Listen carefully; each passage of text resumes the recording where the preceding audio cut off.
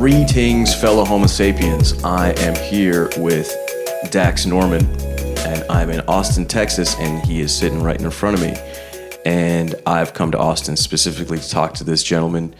He is a prolific visual artist, and before we get into it, I really should say that Dax has shown me a tremendous amount of hospitality. I arrived in Austin yesterday, and this guy was waiting for me at the bus stop. And in all my travels, at least in this leg of my journey since Mexico City and even South India, so many people that I love and that I know love me, but nobody has come to pick me up at my point of arrival. And I hadn't met this guy before until yesterday, and we've been chopping it up ever since. And so I just wanted to say that. Dax, welcome to the program. Thanks for having me. Yeah. So, I mean, I've been following your work on Instagram for a while, and I like to follow lots of visual artists on Instagram, but your stuff specifically at an aesthetic level really spoke to me. Like, you know, this is, I'm a huge fan. I'll always see the stuff that you post. And so when I knew I was going to be coming through Texas, I thought, why not reach out and see if we can have a chat. After talking with you yesterday, I feel like I understand your work even more. I don't want to say that I fully understand it, or like maybe a better way to say it is that now I have a lot more context for it. And so I mean, you've got so much interesting perspective. But I guess the thing we maybe can start with is you were talking about this idea of high and low, and sort of juxtaposing and combining those things. So maybe we can start there, you know. Yeah, I'd love to, and thanks for following my work, and thanks for contacting me and coming all the way out here and everything. It's been great to talk to you, Likewise. And looking forward to the podcast. So with that idea, I think with high and low, we're talking about high art and low art, I suppose, which isn't from the point of view of maybe the artist that's making it, but just from maybe an outside or historical point of view. Because I realized that there's always, like, people don't get it. You know, it's not everyone does, or maybe... And I don't know what people will like about what I do or who, you know, and I'm not trying to please anyone else. And it's like, I see the art that I make as an organism in itself that's really alive as I'm alive. Yeah.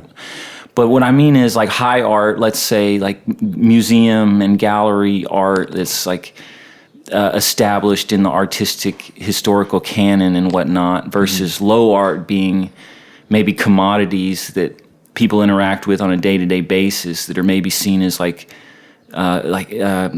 throwaway or, like, you know, cheap, I suppose. Yeah. But the high and low aspect to me is taking all of the love that I have for creating art and all of the things that I've really been inspired by in my life, and being able to kind of spit those back out, like all the experiences and influences, and that put it back out in a way that someone can take it in, where to me that is high art, but maybe it comes in a package that someone doesn't expect. Right. So to make something, and it's always been about wanting to make magic or make a surprise for someone, and I don't know who's going to get it, what's the context and whatnot, but over, you know, the decades now that I've been creating art, there's a lot of different ways that I've done that. Yeah. From, let's say, even the form that I am so in love with of making cartoons. And today's the 4th of July, so it's like interesting. But like it is. That being like, I'd say animation, having a lot of American kind of roots, even though there's a lot of countries that do it wonderfully. But I mean, a lot of my inspirations are like classic kind of American cartoons. Right. But that to even the animated GIF format, which is, I think, to a lot of animation purists at a time, although that's changed, probably like seen as a cheap form of animation, even with animation being seen as a cheap form of art to maybe outsiders, but really just people that don't understand it or don't get it, like from, let's say, an older person that's like, oh, well, this is what art is. Of course, this is what art's always been. But you got the world's changing all the time, and technology, and people are, you know, but there's always eventually the young people are going to get older, right? Yeah. So it's like, well, the things they like are art too. Yeah. You know, the things younger than them. It's like, so you can tell even at like, you know, our age, like the things that people that are younger than us, like I don't get, you know, all the time. And so it's like, well, I don't have to conform to that. Just keep making what it's always about like a point of view. Yeah. I think for anyone that's making anything, and it's just you have. You know, I don't know how many people are in the world, but like I don't know how many of them are making art. But it's always about like a unique point of view that's in. So that's what it's about. So it's like being specific to my life, what I love, and I've always taken things in and being observant and considerate and all that. But just feeding whatever artistic things. There's elements that transcend. You know, whether it's music or painting or cartoons or any of it. And I like finding those threads and seeing what speaks to me and what I can do. You know? And being distribution is a funny thing. Like trying to find what I can get out there, what can be received. And yeah, I guess the animated GIF was one that really worked for me. But even now, like with the trading card thing too, is part of that as well. Well, so I mean, you mentioned animated GIFs, and I mean, the main thing that that drew me to your work, obviously, it started on Instagram. That's where I discovered your work, and the animations, like most of the things I think you post have been animations, as far as I can tell, and they are really unique, and like you know, I can't think of anything else that I've seen that's like it. And now after meeting you and speaking with you, I see you have all these other mediums that you've put out work in. Like, I mean, you've mentioned that you made like animated films. You've done work for like commercial work, but you've also got like trading cards. You've got stickers, pins. But I'm here sitting in your living room, and you've also got these big pieces all over. You know, you've got this interesting stained glass effect, even though I guess is it acrylic? That's acrylic on canvas. Acrylic on canvas, but the way you've set it up is it looks like stained glass. So there's like so many different kind of mediums that you've chosen. I don't even know where to begin. The story behind the trading cards is really interesting, but you can start.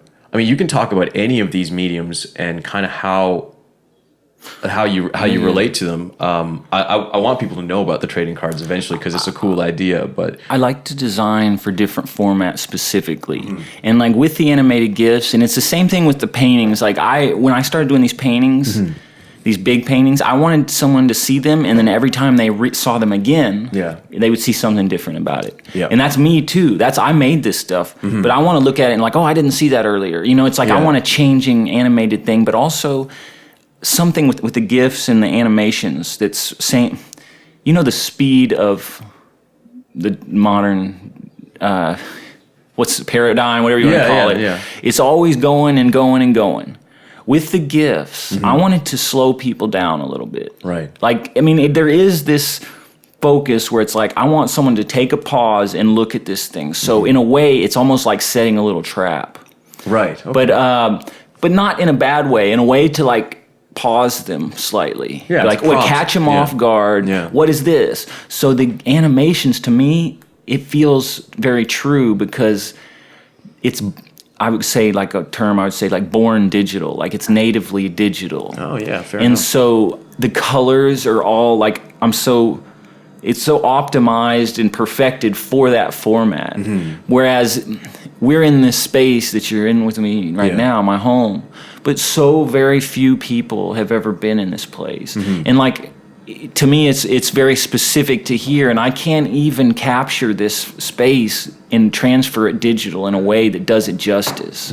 So to me, it's like, why bother trying with that? It's like these paintings speak to me every day. Right. And they inform, a lot of the animations are derived from them. So it goes to another thing that's a deeper, lifelong pursuit, obviously, where I'm arguing that art is science. And in a way that I'm trying to do things like Leonardo da Vinci did, where it's like reconnecting that from something hundreds of years ago that was probably more well known back. I don't know what people knew back then. Who knows? Who knows? We sometimes take it for granted. Well, I don't know, but I mean, we saw what Da Vinci did, and that he was doing artistic things and scientific things, and things are, I would say, off course at the moment. And so, as a human being, I want to offer the best that I can do, and I go really hard, and I feel an immense purpose with my art. Yeah. And I want to give people value with what I do. Yeah. And like all the time, I don't want to just promote myself. I want like, this is the art, take it or leave it. Yeah. You know, like that's it. That's it. And so, yeah, one of the gifts, I like the idea. I came up with this one phrase called punching through time. Okay. And where it's like, I love the challenge of an animated GIF to make something that's unexpected, and that's going back to what animation and the like inspirational things that I've loved did anyway, where you think it's going to be this one thing, but then it's like a different thing, and it's more satisfying because it's like you're kind of tricking someone's like. Well, it's playing with expectations, which I guess a lot of art really is about. You know, it's that. The counterpoint between the expected and the unexpected, the setup and then the punchline. Exactly. Right? Yeah. That's comedy. Yeah. It's everything. Narrative, it's music, it's all of those things. That's the same thing, like trying to tie it together, trying to figure out where I fit in with that, but just doing it. Yeah. Tell me about the trading cards and the kind of concept behind it, and how I think the execution of it was really interesting too. So I mean, back to the high and low, and then the commercial and the fine art. Like, there's so many ideas in here I want to try to unpack. So first of all, I designed and produced an entire set of trading cards in association with my band, The Parts Unknown. This whole thing was done in less than 2 months from artist call to finished production. And you collabed with other so I started out where I was sitting around. It's obviously the pandemic going on. I don't know if that's ever going to end, but it's going on. It's like it's the reason I'm here. April 2020 it's not April. That's when it started. The card thing started. Yeah. And I'm like, well, Dax, you made all these things and you made all these animated films, and it's like, well, you can just keep doing that for the rest of your life, but it's like, well, things will happen and whatnot, but it's like, I want to curate an art show. It's like, what's a museum show during a pandemic when no one goes to a museum? Yep. Yeah. So to me, it's like, hey, museums, right? Sometimes I like, I want to break the fourth wall sometimes when I talk. Yeah. It's like, sometimes I like speak in another voice, like, I don't know if I want to do it, but it's like, well, museums, y'all aren't doing shit. Yeah. So it's like, you're not offering shit. You're like, on the Instagram doing bullshit, whatever. You probably wouldn't let me in until I'm way dead. Oh, he was great. Yeah, 100 years from now. Well, yeah. Meanwhile, I've been unemployed for a year. Thanks. So it's like, so I'm sitting around. Yeah. I'm like, I know I've all this accomplishment. I know how people like it and all this. So it's like, make something, reach out, curate your own damn art show, Dax. Yeah. And so how do you do that? Well, I was thinking back the trading cards, to high and low. I'm like a 7-year-old boy in Houston, Texas, like in the 80s. And my dad took my brother and I to a trading card show. And I don't even think I even was aware of sports at the time. Yeah. But I saw these cards, and the ones that I got that day, my dad got was a WWF pro wrestling cards. Right. And it was like a box of them, and it was just awesome. And of course, I'd already probably seen the Garbage Pail Kids, which I love. Garbage Pail Kids. Yeah. Illustrated things have always spoken to me. So I wanted to start there, and the band The Parts Unknown is a reference to pro wrestling. Yeah. And The Parts Unknown was the place where all of the most over-the-top, out-of-control wrestlers were from in their storyline. Right. So that's my partner in the band and I, that's the band. Yeah. So I reached out to, I'd say 100 artists. Okay. And I want this to be all over the board. You know what I mean? I mean, some artists that I know already, some that I follow, some that followed me, some that I'd never reached out to. Right. Because it's always that challenge to the artist, myself, that's like, push yourself a little further, like, get out of your comfort zone. Yeah. So it's like, well, how do you do that? Well, you reach out to people that you don't know, Yeah. See what happens. So part of the conceit and the beauty of it was to give them like very little time, because it's like, how do you do this? Well, it's kind of that golden rule thing, like, do unto others as you would have them do unto you. Is that it? Well, sort of, but it's like, it's part of it. I was that. Well, and also, but like, are you trying to? Yeah, what I'm saying here is like, when I would apply to something, right? Let's say I'm applying to a film festival. Right. I hate that like it takes like months to hear back. Right. And I hate that sometimes you don't even hear back. Right. So there's all this bullshit stuff in these systems and Yeah. like this power that's given to these entities for what? Like what do they even offer? Yeah. If you're a creative person, that's really frustrating. So to me it's like, well, Dax, how do you work? Yeah. You just put shit out when you make it. Yeah. And that's how I roll. Right. So it's like if somebody's down with me, that's how they're gonna have to roll too. So it's like, okay, I sent out their thing, I was like, I gave them a template. I'm like, here, I'm doing a trading card. Yeah. You design your own trading card. It's like you say what you want. Yeah. It's like this is part of the point of this is for me to distribute your idea. You're who you are. Yeah. And so, but I was like, oh, you got to give me the art by Friday. And so it's just like a turnaround of probably 1 week. 1 week. Or less. Because I just kept, on my end, Yeah. I kept contacting people. Like, it was probably more than 100 people. I didn't keep exact tab. Right. But every day I just kept contacting people. Yeah. And I'm like, hey, you got friends that are cool? Like, tell them about it. Yeah. Because, like, my scope is limited, you know, and all that.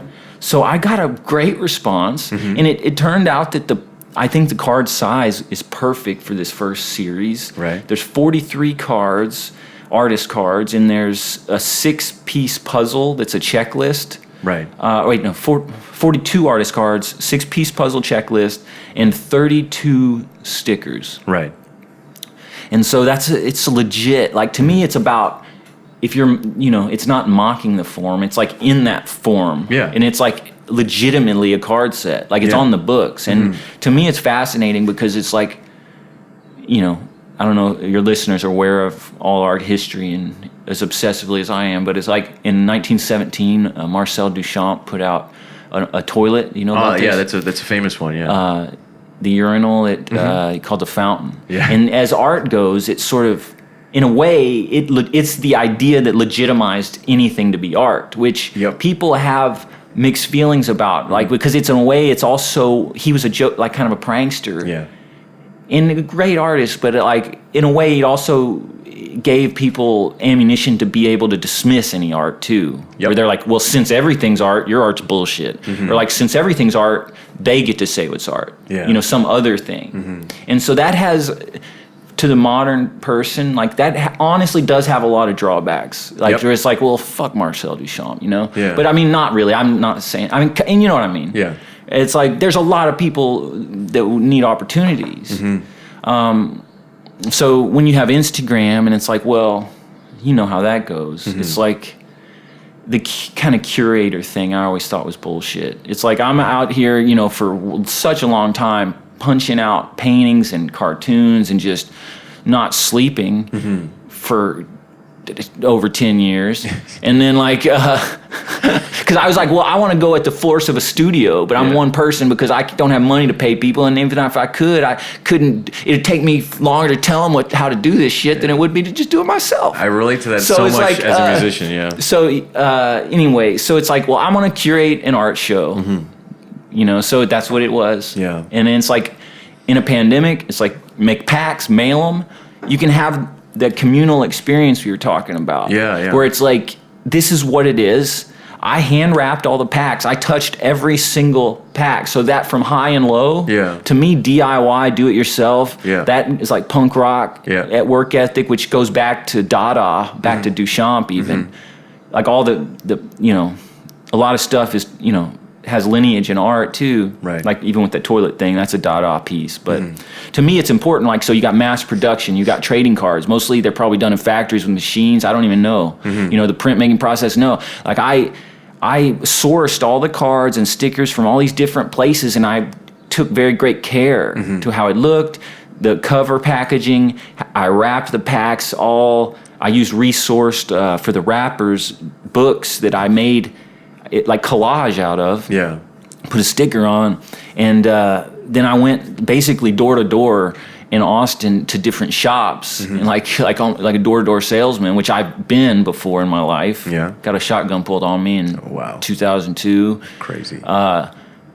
Anyway, got into 7 shops in Austin, and they sold out of one of the shops, and they're selling well in another. And I put them online as well. But there's always these inhibiting factors, obviously, to start a business and whatnot, because it's like, to mail one of the packs, it's very expensive. Like it's surprisingly expensive. Yeah. So like, to one of those card packs costs $4.50 to mail. Okay. Well, for that one thing, because it's too thick to put in an envelope and go through their thing, whatever. But there's all these inhibiting factors to starting businesses. It's crazy. Yeah. So it 100% is an art project, because what I sell those packs for, I'm taking a loss on, like every pack. Yep. So it's like, it's art, and that's what it was meant to be, and that's what it is. So it's like, again, I want something to be really valuable, not just how things are all overpriced usually, and you don't get any bang for your buck, so to speak.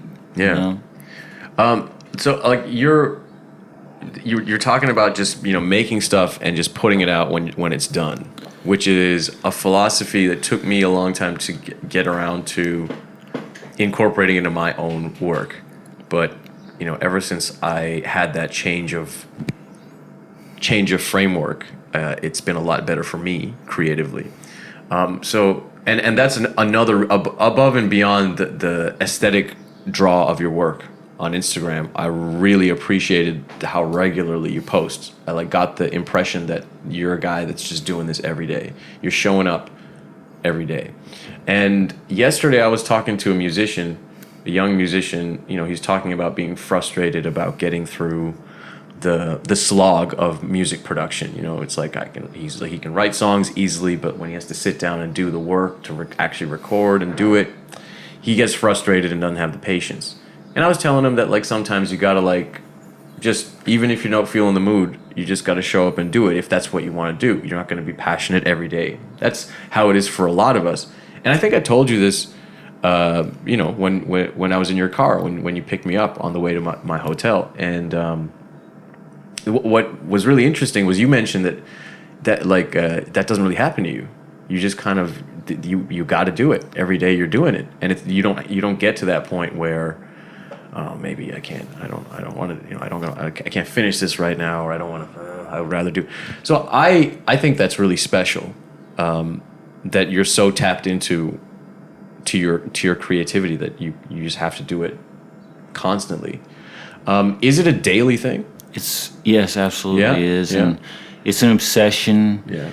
100%. And I mean, I can speak to I think the part that slows people down is expectations for sure, and fear of how's it going to be received? But what can move you forward is trusting yourself. If you believe in what you're doing, you do have to put an element of this is good. This is good enough. This is what I do. And if you don't do it, nobody else is going to do it for you. Yeah. You know what I mean? And another freeing thing was at some point realizing that, I know people care about what I do, but on some level, nobody gives a shit. What you make, where it goes, what happens. Because I even when you have these great successes or these things where it's it changed, your own expectations of what is success, it constantly changes. I thought, I always had this romantic idea of being an artist, and that's what I always wanted to kind of serve. But that changes because time changes, circumstances, mediums, distribution, all these things change all the time. Yeah. So it's I still am a painter, but I don't only identify as a painter, you know, because it's there are people that only do paintings, but it's that's part of what I do. But I realized once I got into a gallery, in a good gallery, it's a lot of times paintings don't even sell. Yep. So it's they're just sitting on a wall and you're not making any money from it. And so it's you can be as good at painting as you want. And it's but even whatever, my animations, I said, I'm unemployed. So it's but I still believe I'm a great artist. But so it's serving your own vision. And to me, it's an exponential equation. It's multiplying all the time. And then best way I can describe it is the speed of thought. Yeah, because I like that phrase. Yeah. So to me, it's my hand, I want it to, it's I'm battling a computer, but not battling a computer, but if I elaborate on that a little, years ago, Yeah. it's like you go to college and you're like, well, you know, they used to always say these cliches of different things like, well, you're not even going to get the job that you study in school because things change. And like people said that 20 years ago when I was in college. So you think about how that goes forward and you're like, well, and then now it's playing out where it's like these algorithms that probably aren't even human beings are like making posts on Instagram and shit or, you know, like doing all this bullshit. And I'm thinking back, it's like, who are these people that are making this shit? Like, it's like, do they even have ethics at all? You know, and it's like, okay, this is probably tangential, but to me, it's like, it's like I'm battling in computers like, hey, computer, you can't do this shit. Computers, sorry. Like, but I'm doing a medium you can't understand. Yeah. It's like the best you can do is analyze music and tell it's copyright infringement on YouTube. You know what I'm saying? Like you can't even identify pictures for shit. Yeah. And it's like, so you much less can't draw a fucking picture and animate in a style that people did in the 1920s. Yeah. You know what I'm saying? So it's like so esoteric. And it's like I always been quirky and all that, so it's like you follow what you love and like you spit it out in a way that's totally different, you know. Like when I was a kid, I have these like really good memory, but I think it's some, you know, like as a kid I came up watching Saturday morning cartoons. Me too. Do you remember those? Yeah.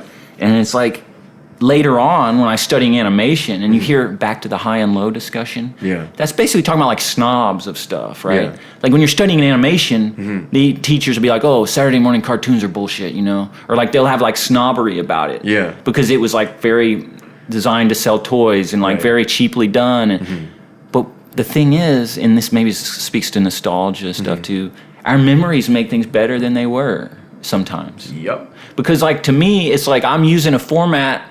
But I'm better. Well, I'm better. The way I'm doing it in my head is how I would do it and how I do it. So like maybe I took like bright colors because I love colors, but everybody loves colors, you know, like from art, like of all time. But Saturday morning cartoons had bright colors because they were trying to appeal to kids and whatnot. But then comic books have that. Back a little further, I was talking yesterday about Toulouse-Lautrec, like graphic design. He was like the godfather of posters in late 19th century Paris. Right. And they are simplifying colors that was an influence from Japan at the time. Like, so there's always been this kind of world influences and movement, but like colors and bright colors and trying to display certain information. Yeah. So another post-impressionist would be Van Gogh, with to me one of the best people with color. Yeah.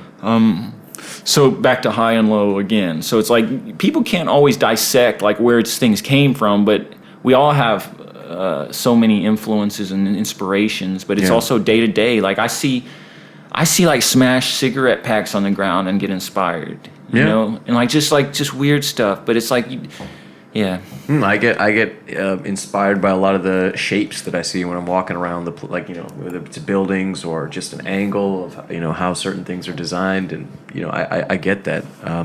In your animations, there are, you mentioned Saturday morning cartoons, and the animations, sometimes you'll see a familiar character, and then that character kind of dissolves and turns into like something, and then it loops back.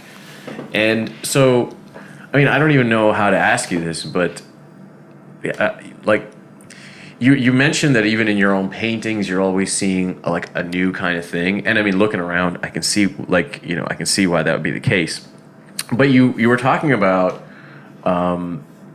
being able to, I guess, experience reality in a way that for most people would require psychedelics. You know what I mean? And like, you know, I was resonating with what you were saying, but for me, I would need the psychedelics to experience what you were describing. After taking the psychedelics, like whether it's mushrooms or whatever, I can remember that and then keep that in my mind to use in my creativity later. But you were mentioning how you sometimes experience this without any help, and that if you do psychedelics, it just reinforces this perception.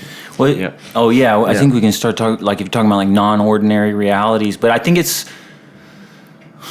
or some other layer to this reality that we're not attuned to. I think that's a great way to describe it. Yeah, another layer, that makes sense to me. Exactly. Yeah. Like even talking about, well, I don't know where to start here, but Just go because it's... All right, yeah. I can even give artistic precedence because, Okay. well, I got real into dreams over a decade ago. Okay. And I started doing lucid dreaming, which is, there's techniques you can do to know that you're in a dream. And it's like, I've always been so focused and saw it as another way to be alive, really. And basically the underlying assumption that there was a lot more to dreams than we know, which most people would accept, but there's all these parts of being alive that people don't question very much. Right. And the dreams were something where this is important, and I know it is because it's personally important in my personal reality. But in consensus reality, it's not really talked about. But you look back at pretty much any culture that you can find at a library and read a book about, they'll talk about dreams and like how they related to their life. So I wanted to see, like on a personal level, like it was a self-improvement thing. But around the time I was getting into that, I would be like somewhere in between, I was awake, but it would come at a certain time where it's like I'd be going to sleep and then waking up, like at night still, like not fully asleep, but then waking up. And I saw another layer just on reality, on everything, and I'd study it and stare at it. And this would be in a waking state or a dream state? Yeah, in the waking state, yeah. And it was just, there would be fractal imagery on things, on everything, and it was consistent and changing. It was animated. So it would be on my body, on my arm. I'd go in the mirror, and it was on my face. It's on the wall. It's on everything. Yeah. And so this has consistently happened since over the past decade. Yeah. And still happens. But it's not something that I'm afraid of. It's very beautiful, and it's like, wow, it's like, is this real? Is what's going on? And it's not even about knowing, but just... Well, it's the experience. It's experience. I mean, the thing you're describing sounds very similar to what people describe when they do salvia. I haven't even done salvia, but another precedent I want to mention, because I was in the museum in, I think, around 2010 or 11 in Houston called the Menil Collection, and they had an exhibit about a guy named Forrest Bess, who was a visionary artist, and he did these small abstract paintings. But there's a flyer, and like it was talking about him, he had described the exact same visions, exact how he described them, very similar. And it was like when these things were really starting for me that I found him. I was like, so it gave me just and he's from Texas even. So it was like, well, that just made me feel like comforted even more. So there are those kind of drug experiences where that was a lot of the books that I would want to seek out and read about, because we're talking about non-ordinary realities, so there's some commonality between it, and you have to search in different places to find, like, what is this? What are we talking about here? And but it's absolutely informed my art and the obsessiveness and the movement. I was just going to ask you that, yeah. Absolutely, in the looping, and then so that. Oh, by the way, I was like always been real gifted at math. Oh yeah, big time. Like I won awards in it in 6th grade and also in calculus and senior in high school. Right. But to me, it was like a very, I guess, audacious kind of a move to. Well, it was never even a choice for me to be an artist. It's just what I am. Yeah. But it seemed such at odds with the place I live, being Texas, because like, you know. Texas, what is it? Well, in America, and elaborate on that. It's fine. I don't want to, because I love being from Texas in a way, because there's like larger than life characters, and like I've kind of identified that way, and it's like there are people. It's like wanting to just do big things, and I have that about me, like ambition and whatnot. But at the same time, it's like it's not like people know about art very much, or it's not part of most people's day to day. So there's been a lot of people where it's like at odds, and it's like almost like I'm a very much a balance to like the energy here, on the other side of it, but in a way that's like, to me, it's like made me a performance artist, right? Where it's like, okay, I'm going to be the most artist that I can be, just to not to annoy people, but to it's what I am, but it does annoy people in some way. It's palpable. Well, okay, I mean, there's lots to talk about there, but it obviously doesn't annoy me. I admire you very much, but what do you have you experienced people getting annoyed with your Well, it's work, just something. Or is it something you perceive? I don't know, because the stuff. I don't know what to say, because like I don't get reaction. Like if I put something on the internet, it almost feels like I don't get. It's not like I get a lot of feedback, and I don't interact with trolls or anything. Right. And I don't like. So I don't know where it goes. So I just let it go. So it's like I want to experience like the life of an artist. Yeah. That's more than just me at a laptop. Yeah. You know. So I've done like very performance art stuff. Yeah. And that's just because I'm trying to have fun in life. Because like on some other level, just like all the I don't know how to. It's like there's some knowingness, an absolute fact knowingness that this isn't all there is. Yeah. Like there's other realities that, I don't necessarily believe in death, let's say. Okay.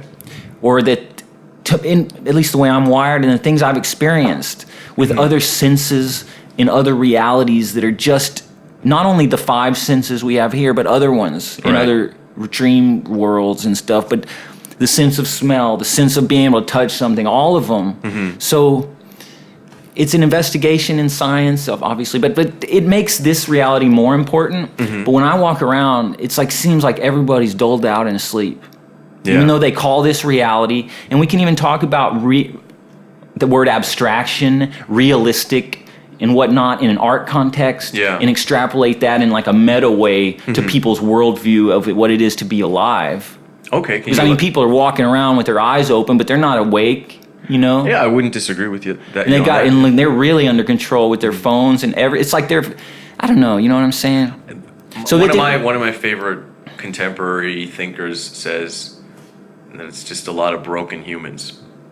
Yeah, but it doesn't have to be. So part of me to be a song and dance man and whatnot, it's like I want to shake people up. Yeah. I want to do shit that's like, what the fuck's going on? What's this guy doing? Like, it's like, but then it's like on some other level, I'm asking, what the fuck are you doing? Yeah. It's like, who are you? It's like, you got your 401k, I don't give a fuck. It's like, what's that mean after you're dead? Yeah. That means shit. Yeah. Like, how are you contributing in the world? How are you, you making somebody smile? You making the world a better place? Yeah. You know what I mean? Like, at some level, like, that's always been the impulse that being alive is a big collaboration. Oh wow, that's a hot line right there. Being alive is a big collaboration. Is that what you just said? I think that's part of the point. That's a good one. Because so it's like, what's my purpose? It's like there is like this element of tension where there's a disconnect between like the playfulness that I have and like everybody else seems like, oh, I've seen it all. You fucking haven't seen shit. No matter how long you've been alive, you haven't seen shit. Everybody's point of view and experience is limited. Right. People try to extrapolate, their knowledge and put it on other people, but it's like everyone has their own experience, right? Yeah. But it's like I spend most of my time in Texas and stuff, and it's like there's such a shell and a facade and like a distance. And which sadly is expanded with the corona stuff and all that. It's like now it's like like we were at that show yesterday and it's like I'm already annoyed to hear about people's fucking anxiety for the rest of my life. Get over it. I mean, it's like, what do you need to take some pharmaceuticals for that? It's like, okay, it's like the system is like insidious. Yeah. Okay. It's insidious and it loops back on itself, and I think that's the reason why so many people seem to be walking around in this zombie state. But that zombie state plays into the insidiousness. Yeah, but I have sympathy for people because like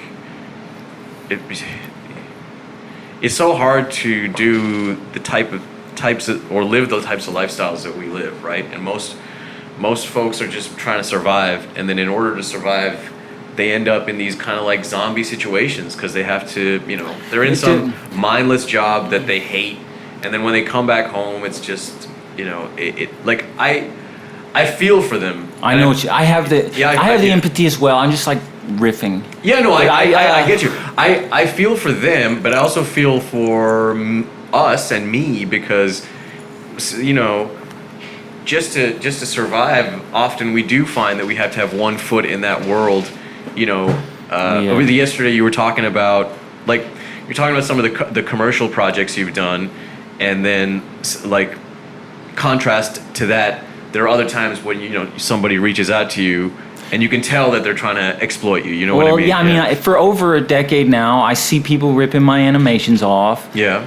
Often not crediting me, hardly ever paying me. There's this unequal energy exchange. Yep. Where it's like, it's like I gotta own my work. So like for years, people have been exploiting artists forever. And the worst to me, and it's really annoying when artists exploit artists. It hurts, you know. And so it's so one of the reasons you know about the instruments in my room and all that. I wanted to make soundtracks for my own cartoons because I'm tired of people giving me non-offers. Like, okay, you're paying me with your lunch money. It's like, do you know how much I have to pay for my own work? How much this system makes me pay? Yep. Over $500 a month still, I have to pay student loans. Right. That's without getting any income. Yeah. No income. Yeah. You know? I don't have a nice enough pair of tits to be an Instagram influencer. Yeah. You know what I'm saying? Yeah. It's brutal. Yeah, I mean, I don't have anything to add to that. It's so yeah, even like day to day, like people are like, they'll rip my stuff off and they'll be like, oh, I love your work. You love it so much you'll take it for free and post it on your Instagram. Okay, yeah, usually I get paid for that. When people post it on their Instagram, what do you mean? Like, let's talk about a big, really flatulent example. Well, okay, a flatulent band called Guns N' Roses. Okay. By a human being calls himself Slash, who posted my animation work without crediting the artist. Yeah, how did he post it? And he degraded the art, made the colors watered down and pixelated worse and worse, and didn't credit the artist, which is fucking bullshit. Yeah, period. That is bullshit, yeah. Especially walking around with millions. I never asked to hear your songs in the grocery store for my whole life. I mean, go away. I mean, can we... I was hoping, and I'm riffing still. No, I was hoping we could cancel every pre-COVID celebrity, just no questions asked. Yeah. Okay, it's interesting. Yeah, that's a different... just say, hey, let's shuffle the fucking deck. Shuffle the deck. I like it. I want to make sure I've not done this. What's the difference between... Because I like to share your work.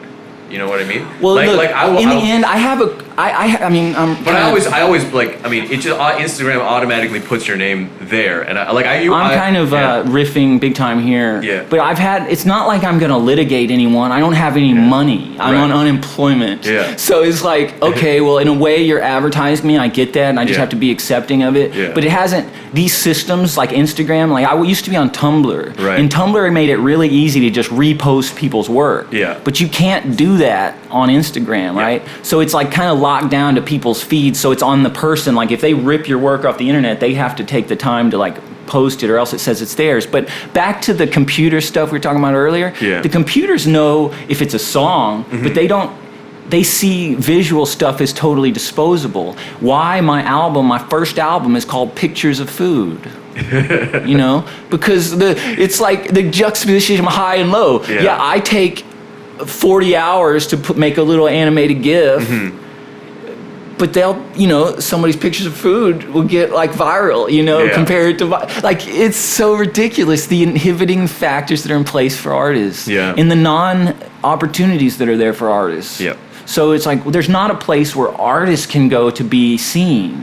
It's in the same soup, let's call it, as the rest of the world, who's doled out, and like it's like you got the titties and the food and the cosplay. Are you kidding me? It's like these corporations want to take a monopoly on the imagination. You know what I'm saying? It's like there's more than Marvel Comics. You know what I'm saying, and all that. It's like it's the star system's over with anyway. Are you kidding me? Yeah. Like, it's ridiculous. Are you supposed to care? Like, who are these people? Like, that's actually that's a really interesting concept. The star system being over, because you're right.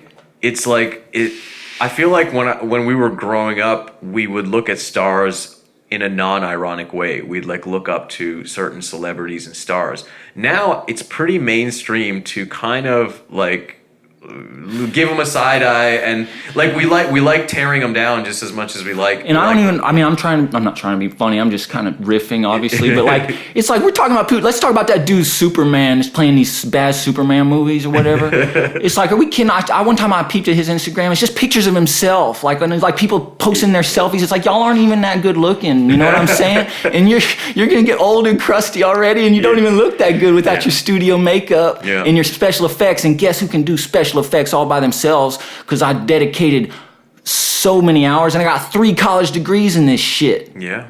So it's like, you can't cancel me. First of all, because I never even been started. But it's like I make all this stuff myself. I don't need a studio because I am a studio and I'm better than your studio. No offense. Yeah. But like, that's the same attitude that I have had with regards to my music production, right? Like I used to do everything myself. It's like I play all these instruments, I can compose the music, I can record it, I can mix it, I can master it, and it's like I don't need a label to hire me. I don't need another studio to hire me. I'm just gonna do it, and I did it for years and years and years and years and years, and now I'm getting there. Like, well, I know, man. One of the first songs I ever made, I thought was a song. I was trying to say represent Buddy Holly, texting. I said, I sing it for a second. 2 years ago, ho ho, I delivered them pizzas for Domino hoes, ho ho. And so it's like I had a master's degree. I got a 4.0 in. Yeah. And then I was delivering pizzas too. Yeah. You know what I'm saying? So it's like, okay, if I need to, I'm not going to subvert my art. Like I'll take jobs and I want jobs. I haven't gotten a job in the last year and a half. I'll deliver pizzas. I'll still be making this art for the rest of my life going hard. Yep. You know what I'm saying? Yeah. Is I'm punching through time because I can speak to time. Before that, the unemployment, you were teaching though.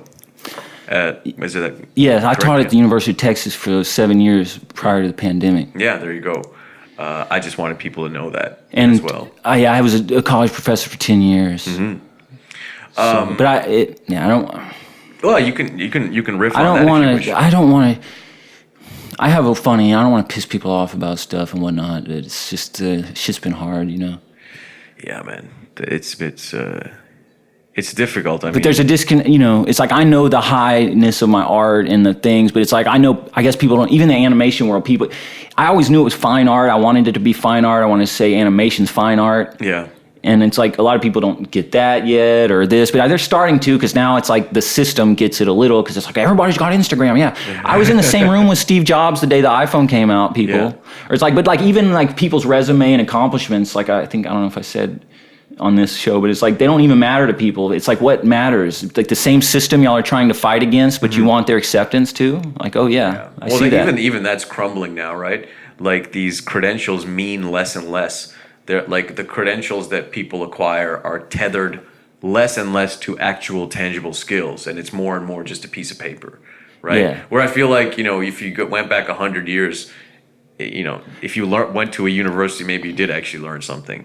Now they're just like so. Well, back to the art. It's like people dismiss art and use it for their own means. It's diabolical. Yeah. But like the art and experience, art is experience. And it's like, I want people to experience my art. Like whatever it is, I want it to shake their senses somehow or, take it or leave it. Take it or leave it. Yeah. So it's like, there's things on the surface and there's things that are deep, but it's both. Like the good things, it's like you draw people in a way, and then hopefully there's something to look deeper with. And, I like both, Yeah.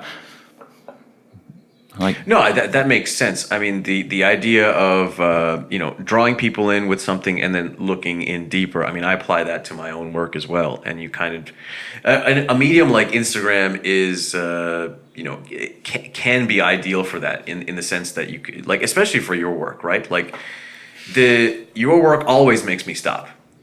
When if I'm scrolling through, and I pretty much only follow visual artists, and that you are successful in accomplishing the intention of getting someone to stop for a minute. You can't scroll past one of your pieces and not stop for a minute and be like, okay, wow, Let me take this. Thank you. Let me take this in. And so that's really great. There's- The music part is really interesting. So the room over there, just to my left, has got like 3 or 4 organs. It's got 4 organs in there, and then like a bunch of other gear, like an 2 SP404s, some loopers, and I remember seeing you do some clips of audio and interesting musical compositions, and so you have this has started off as you just wanted music for your animations, but now you have a band. You've also put out a few records, and you're really mixing up the medias. Like you showed me this postcard yesterday, a stack of postcards, and they are records. Yes. Like it's a postcard that you can send in the mail, and you can once you get it, you can put that on your record player, and that will play a song for you. These are really interesting ideas. Can you tell me how you kind of got into the music audio domain as well? Well, what you're saying earlier, it was baby steps, and it was like eventually, and then now I'm here, and it's like, well, what will my music even sound like, you know, and how do I get there? And it took years, even though like at the point now, if I make songs, I just record them live and it's there and it's done. And it's like, I don't know about, I just do it. Yep. But it took a lot of practice. Years ago, I started in like 2017, I was doing live animation, like VJing, what they call it. Yep. But I was always use my own clips, and I had 5,000 animated GIFs. And I would live project them in venues in downtown Austin and with rock bands and different things. And then I decided, actually with my tag team partner, El Mago Amargo, we just met at a coffee shop, and like we both were big fans of pro wrestling our whole lives. And we wanted to start a band that's like a multimedia project, also a performance, cartoons. I wanted, at first, I didn't know I'd get so into the music, but I wanted my band that I could project my animations with. Right. And my dude was a band leader. We were performing a number of times. And I also love to dance and move around. I got like a frenetic energy about me. I can't stay still, you know? And I figured like, at some point, it's maybe tangential, but back to reality and an inquiry on that, like in a month, well, I guess it was like about a month or 2 months in 2017, around the time I started the band, I lost 50 pounds in like a month or 2. Just from moving around? Well, it was a lifelong investigation on reality, but when I was teaching 3D animation for a long time. Yeah. And I noticed how people are so obsessed with surface. There'd be some dude eating potato chips at the computer lab, which is gross. Yep. And like digitally sculpting some dude with abs, right? Meanwhile, not having abs. So it's like, well, what is reality? How about I sculpt myself into a character with abs? Yeah. You know, but a real character being me. Right. So I was like, the way I did that was by moving very slow. And actually shout out to the comic book movies, because I think I was watching a new Spider-Man movie, but knew it was like 4 years ago or so. Right. And after that, I started walking up and down walls backwards with my hands. Okay. So I would just put my hands on the wall backwards, and I start walking up and down. Right. And I'm, about iteration. So I just keep doing the same thing over and over, like punching through time, like I was saying. And then doing other things and trying to test the physical limits of my body. And I think I got back to like, honestly, rewiring my DNA, you know what I'm saying? Yeah. And said, hey, I'm the version of myself that I was when I was a kid, but a grown-up version of that, which is like, you get off path of what you think you should be, but I'm back on it for better or worse, you know what I'm saying? Yeah. And so I got in shape and all that, and we were starting a band and performing, and all of a sudden one day, that band, I would sing little songs into my phone, send them to my tag team partner. He would sample my voice, but I wouldn't sing. He would sample the voice in the songs, but I wouldn't sing. One day there was a live microphone, and I just started singing and ranting like at the concert, and people thought it was funny and they're into it, and like, the approach there with high and low, because there is the elements of that always. It was at this small venue, maybe there's like 20 people there. Yeah. But I went before and I bought 6 shirts for the concert, like from the venue, not like our band. We didn't have shirts at the time. Yeah. And the conceit was, it's like, let's approach this tiny ass show like we're in a stadium, like we're like a famous rock band.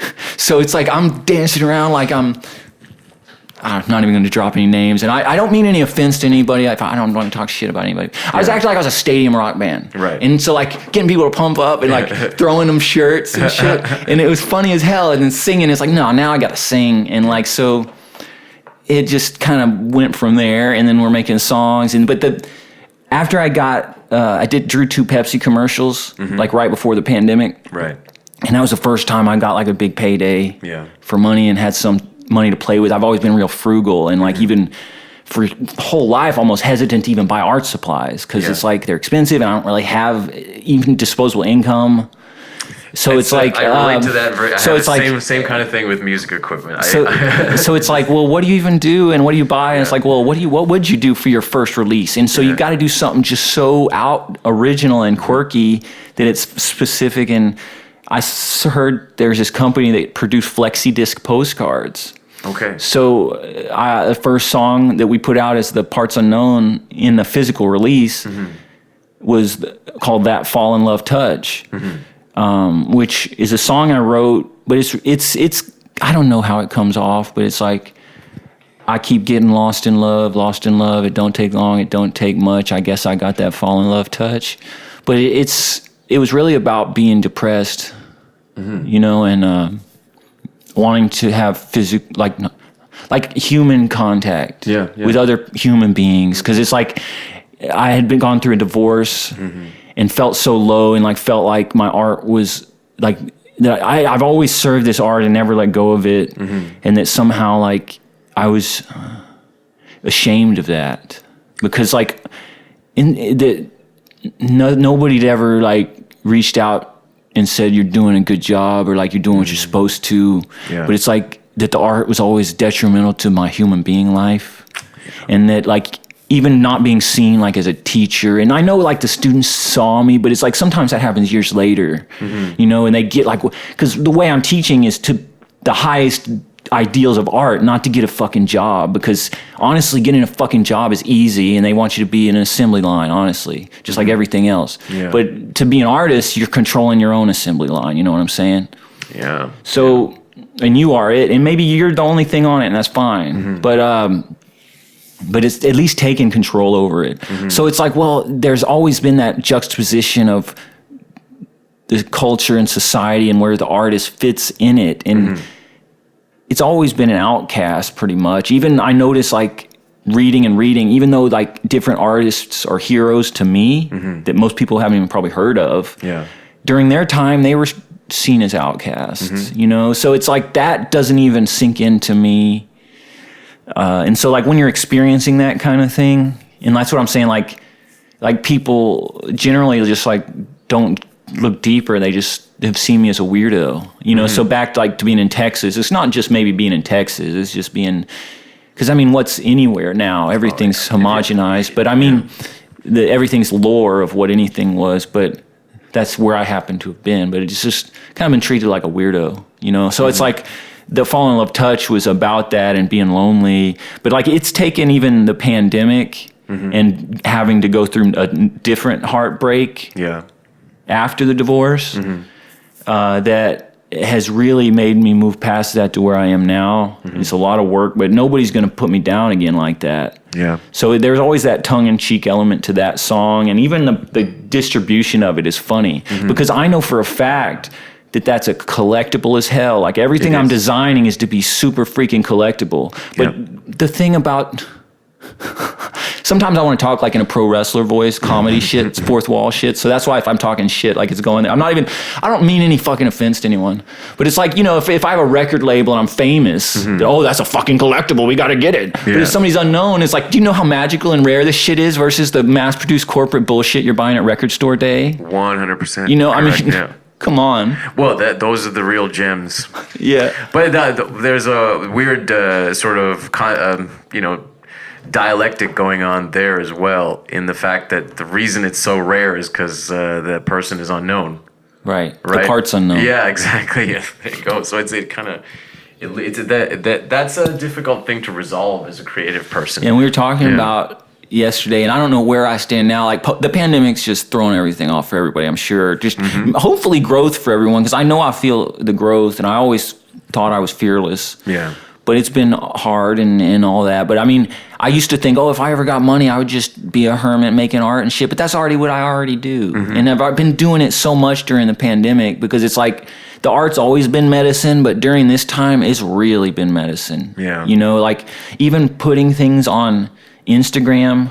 And this sounds freaking ridiculous. Yeah. But that's my only human contact, like many days of the pandemic. And that's not even human contact because I don't even get comments like on most of the shit. Yeah. You know, so it's just putting it out there and hoping it's caught in a weird way. And obviously you saw it and here we are. But it's just a fucking weird world. It is. It really is. The thing that is a tough thing to resolve. This idea of, like, you talk about it, the art being medicine, right? And just you're gonna do it no matter what, right? If you had a lot of money, you'd be doing it all the time, and then you're like, well, shit, I'm just doing it all the time anyway, right? And then there's this other aspect of the predicament we're in as creatives. The like jobs that pay a lot are the ones that kind of really sometimes get lucky, but other times the jobs that pay a lot can really put you in that commodified world. Well, to me, it's like from the start, the play was, I knew from a kid, like I could never take orders on my art. I could never be like, draw this, Dax. Like even when my mom was like, draw me a pineapple. And I'm like, I can't fucking draw a pineapple. Like, I mean, or whatever it is. It's like, I don't like doing things I'm not really directed to do. So maybe I'm not a good fit to being an assembly line artist. But so it's like, if I'm going to get commissions, I'm going to make my own art so uniquely me that that's what they're going to pay for. But then when it is strange and whatever, it's at odds at corporate. But I saw like these stars aligning, obviously, between like the personal and the even commercial, because like the advertisers are on Instagram, they want to catch people off guard, they want to be hip, so they zoom into like what people like. So that's where the jobs come from and stuff. But it's just all of that's changing in this weird ass world. But I mean, I just never have lost. I'm still alive and all that, and sadly, it's like it's so weird. But the medicine part that goes to it. There's this like underlying contempt in a weird way for people with money. For coming from yourself or from out? What do you mean?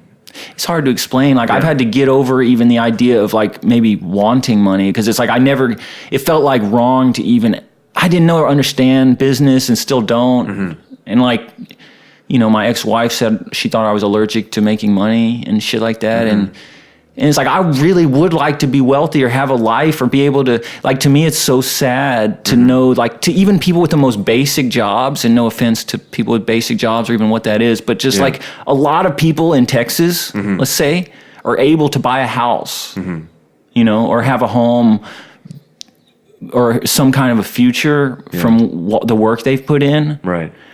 But I've spent a lifetime dedicated to my art. I have 3 degrees in it. And I cashed in my retirement, and that's what I'm paying rent with. You know what I'm saying? So it's dire. And like the way that corporations take our data, it's even worse for artists who are paying, like making things for nothing also, and not even getting attention back from it. So the art though is the medicine that just, well, I'm still making this, I'm still driven to make it. But there's this one thing, it's like, am I swinging? And I know I have the same personality type, by the way, as Don Quixote. Okay. You know that story about him? I read a abridged version of it when I was in junior high, and I don't remember too much about it. It was like chasing windmills. Shit, that's the main part that I remember. Let's just take that. It's like, well, maybe I'm just chasing windmills, but it's like, that's what I do. Yeah. You know? So it's like, to me, it's like something eventually will hit, I think. But it's like, I don't understand why. It's like the weird circularity of that is like, well, I don't understand why the stuff I have already done hasn't hit. Like I've dozens of times seen ideas that I've produced later done differently or in mass produced ways become huge. Yeah. You know what I'm saying? So it's well, something might hit eventually. I don't know. It's tough, you know, the human part of us, that like, you know, needs to survive. Yeah. really wants that hit to happen, right? Yeah, because I'd like it to be celebrated for my work while I'm still alive. You know, and also it's like the way that even artists cannibalize other artists. Like it's kind of ridiculous where like people are just given a spotlight by the system. And it's like their work may be so freaking derivative. And I don't want to like, you know what I'm saying? Like I've seen people like vision boarding stuff to death. Like I don't need a fucking vision board. You know, I've got my own imagination, you know, and that's what I'm trying to show so badly is what that is. You know, and that's like has to do, honestly, like part of my job here on Earth is to enhance people's perception and abilities in perception. Yeah. Well, you know, this to me, like, again, just after meeting you, like I get this overwhelming sense that's actually the deal. Like what you just said, you know, help people. I mean, I think I'm forgetting the exact words you used, but help people tap into reality a bit better. Right. Yeah. And you like exude this actually, you know. Thank you. I you know, I don't know if I should get into this kind of thing, but I don't want to say I've read a lot, but I've like listened to some lectures about shamanism, and also just the notion that there are people that have those abilities, and you can talk about it scientifically or you can talk about it from a spiritual angle, but there are some people that have a certain gift, if you want to call it that way, to tap into these things. And that goes back into our ancient prehistory as human beings, you know, in tribes. Like you needed to have a healer in the tribe, you needed to have a medicine man or a shaman, something like that. And it's consistent the world over when you have those types of societies, that there's a person like that, and that person is usually like one of the most important people in the group, because that's the person that people go to for guidance. And now we're in this modern context, you know, everything after agriculture, you know, cities, you know, countries, nation states, whatever, this whole absurd modern circumstance that we live in, that's not at all what our brains are wired for. And people are still born with these gifts, but now the modern context doesn't understand that it's a gift. And it doesn't understand that those people are actually here to help us see something deeper. And I didn't know this about you before I met you yesterday. Before I met you, I just knew about your art, and I knew that it connected with me at an aesthetic level, something about it that really spoke to me. I follow so many artists, but you're like really one of my favorites. But after meeting you, I like, you know, I don't want to freak you out. I don't want to freak my listeners out, but I am overwhelmed by a sense that you are one of these people with that ability. Thank you. I think in a different time, in a different context, well, you would be a healer or a leader or something of that nature. I mean, you know, but here we are in this modern context, in the middle of a city, right? It's just as relevant. I mean, thank you. And it's like, to me, it's like, I think there should be a return to humanity. And just like I was saying, where I felt lost after getting my second degree, I got laid off from Apple Computers, like, you know, dismissed after a year, because, you know, again, I was making video games for them, and they're like, well, you don't have to pay people. We can just open the App Store and literally not have to pay people. Because, you know, most of the apps that are made, people don't get paid for. And then they make them. I don't know if you know that. I didn't know that, yeah. You have to make, listen to this, you have to make $200 on your app to make money at all. Oh, wow. Most apps don't make $200. Wow. I made 4 apps after I got laid off. I'm like, I'm going to show them. I'm going to make an awesome app for them, LOL. Yeah. Out of 4 of them, 1 of them made more than $200, but it just barely made $200, and it was featured on the freaking homepage. Wow. It's like, it's so ridiculous. It's always been a fucking scam.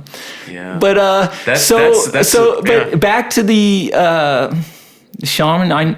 I'm aware of these things because currently after that there was such a disconnect where it's like, wait, I followed this system. The first time I went to college, I didn't try hard, but then I've always been an artist. I was selling my art on the street, literally. Because, I could get into that funny story, but. All right. We always love stories, so go for it, yeah. Oh, well, when I first visited the University of Texas, where I taught eventually. Yeah. And won an award I won a teaching award the year before I didn't get my contract renewed, by the way. Wow.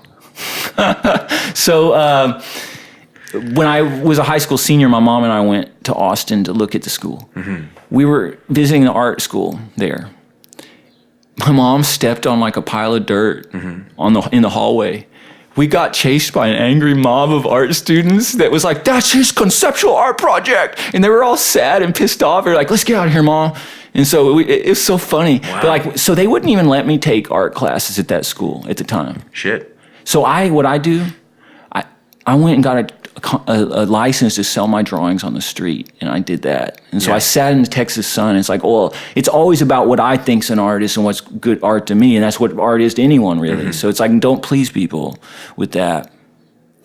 Oh, so I didn't get a job after that degree, and it was in advertising and whatnot. My teacher's like, I don't know if you're right for this. Well, then again, later on, I was commissioned by Pepsi to draw 2 commercials, so maybe so. But we'll see. Well, that's the. It's funny. It's a long game. I was just gonna say the long game. So I went back to art school. I worked my ass off, and I'm like, well, I'm gonna get the best job I can. Period, and just always do my art. Mm-hmm. But I always did my art. But then I got that Apple job and then lost it because it was a housing crisis. All these factors that are out of control. Right. So it's just things were disconnected. But my look back, and I think, I don't know if I mentioned it in the podcast yet, but we talked about it yesterday, was that I started looking to ancient cultures, and that's how I got into dreams and stuff. And even, I guess, even this month, I've had an out-of-body experience. Mm-hmm. And out-of-body experiences are things that humans have been having forever. Yep. The things shamans talked about, and you bring back information from other dimensions, which I do. Mm-hmm.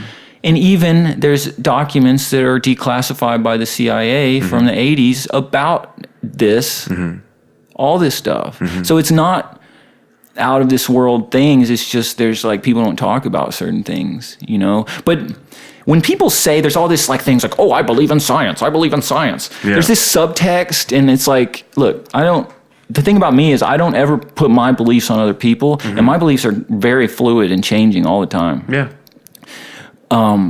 But it's like when people say they believe in science, there's a subtext that they don't believe in God, or that they think humans are God in a weird way. Mm-hmm. It's like, well, but I don't think science knows shit about science. Well, there's this word scientism, where people kind of substitute science for religion. Yes, and that's what I'm talking about, and I find it problematic. Yeah. So it's like, well, where are we now in this really, really ugly situation? And it's like I don't want to push people's buttons on it or like be provocative and overly, but but who's your master? Science? I don't know. What do you think? About what? About like the master, like who is the master? Is it what? I know. I mean, just. I think. Do you feel? I think an interesting theory that because the conversation about art to me and where I do it and my impulses and everything. Mm-hmm. There are even science will say there's infinite realities. Mm-hmm. This is the one we're living in, and it's important, and we have a day-to-day and all this, but like, I think people need to consciousness is something people don't talk about. What is consciousness? What is being alive? And what does that mean? And like, it at this point, it feels like I don't even want to turn on my TV, which people are like, I don't watch TV, but you have a computer and Netflix and Hulu and all these other insidious amount of streaming channels that there are. Like, at some point, it just all became ugly propaganda to me. Yeah. Like, it's like every show, it's like the agendas of everything is so thick. Mm-hmm. And like, to me, if kindness is not part of your agenda, then you're not shit to me. Yeah. You know what I'm saying? Like I sincerely was a teacher because I wanted to teach people about art. Mm-hmm.